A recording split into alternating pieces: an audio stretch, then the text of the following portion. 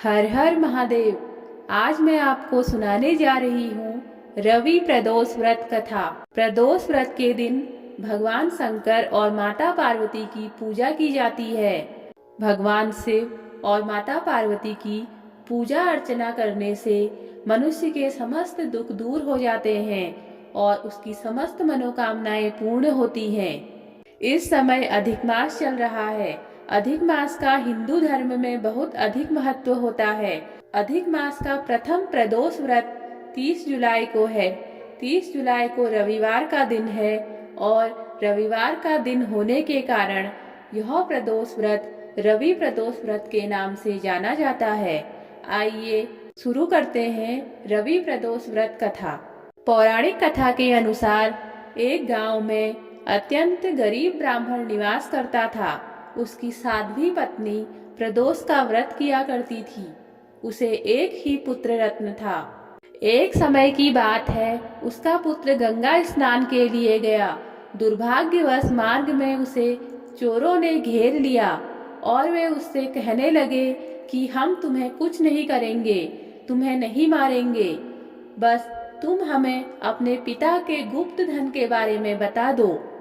चोरों की यह बात सुनकर बालक कहने लगा, हे बंधुओं, हम बहुत गरीब हैं, हमारे पास धन कहाँ से आएगा। तब चोरों ने कहा कि तेरी इस पोटली में क्या बंधा हुआ है। बालक ने निसंकोच होकर कहा, इसमें कुछ भी नहीं है, इसमें मेरी माँ ने मेरे लिए रोटियां दी हैं। यह सुनकर चोरों ने अपने साथियों से कहा, यह बालक सच में बहुत गरीब है, अतः इसे छोड़ देते हैं और हम किसी और को लूटेंगे। इतना कहकर चोरों ने उस बालक को जाने दिया। बालक वहां से चलते हुए एक नगर में पहुंचा और नगर में पहुंचकर एक बरगद के पेड़ के पास पहुंचा। वह बालक उसी बरगद के पेड़ के नीचे सो गया।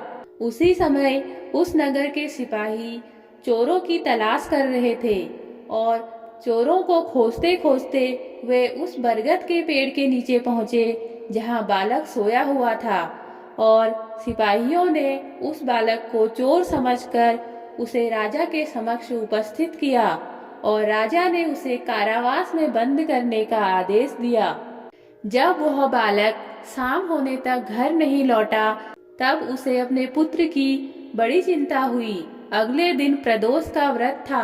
ब्राह्मणी ने प्रदोष का व्रत किया और भगवान शिव से मन ही मन अपने पुत्र की रक्षा हेतु प्रार्थना करने लगी। भगवान शंकर ने उस ब्राह्मणी की प्रार्थना को स्वीकार किया और उसी रात भगवान शिव ने उस राजा को स्वप्न में आदेश दिया कि जिस बालक को तुमने चोर समझकर कारावास में बंद किया है वह निर्दोष है, उसे प्रातःकाल छोड़ दे, अन्यथा उसका सारा राज्य नष्ट हो जाएगा। और इस प्रकार शिवजी की आज्ञा मानकर राजा ने उस बालक को कारागार से मुक्त कर दिया। बालक ने अपनी सारी कहानी राजा को सुनाई। सारा वृत्तांत सुनकर राजा ने अपने सिपाहियों को उस बालक के घर भेजा और उसके माता पिता को दरबार में बुलाया। उसके माता पिता बहुत डरे हुए थे।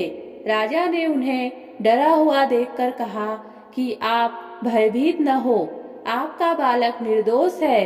राजा ने ब्राह्मण को 5 गांव दान में दिए जिससे कि वे सुखपूर्वक अपना जीवन व्यतीत कर सकें।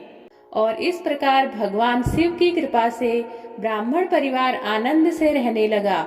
अतः जो भी मनुष्य रविवार प्रदोष व्रत को करता है वह सुखपूर्वक और निरोगी होकर अपना संपूर्ण जीवन व्यतीत करता है तथा उसका जीवन खुशहाली से भर जाता है। इस प्रकार रवि प्रदोष व्रत कथा संपूर्ण होती है।